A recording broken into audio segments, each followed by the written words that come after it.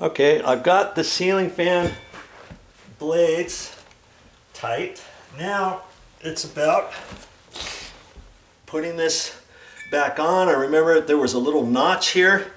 Before I put that on, there's a tab, there's a little switch on the side of here that goes through this hole.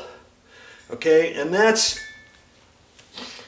for, usually they have it set for summer, where when you turn the fan on, the fan's going one direction, and I think it goes this way. Okay, as you stand underneath the ceiling fan,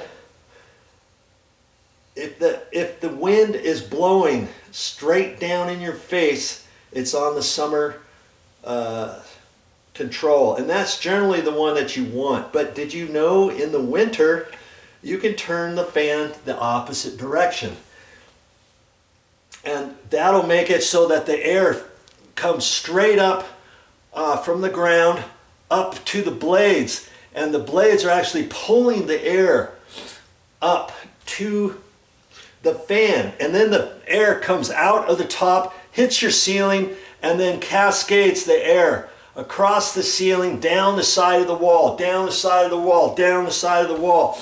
And if you're in bed or if you're sitting at the couch, you'll notice that your neck will start feeling cool, and you'll be like, oh, that's pretty good, because it's taking your heat in your room and it's circulating it up and out, and then it goes down, and then the ceiling fan sucks it back up and then out, blows out. And that's a good way to cycle your air in your room when you have your heater on in the winter. Did you know that? Yeah.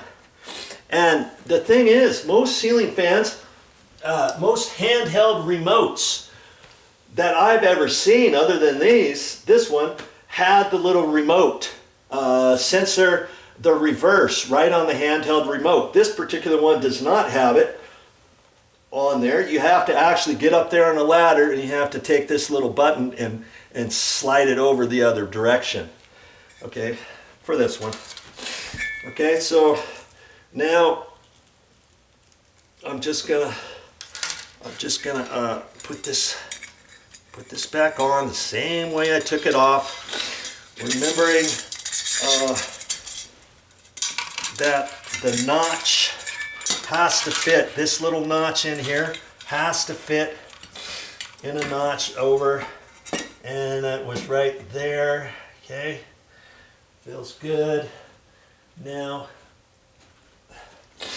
I can put these screws on, and see, here's where the button goes on the side. You can hardly see it, especially when it's up there, but it's there on this particular ceiling fan.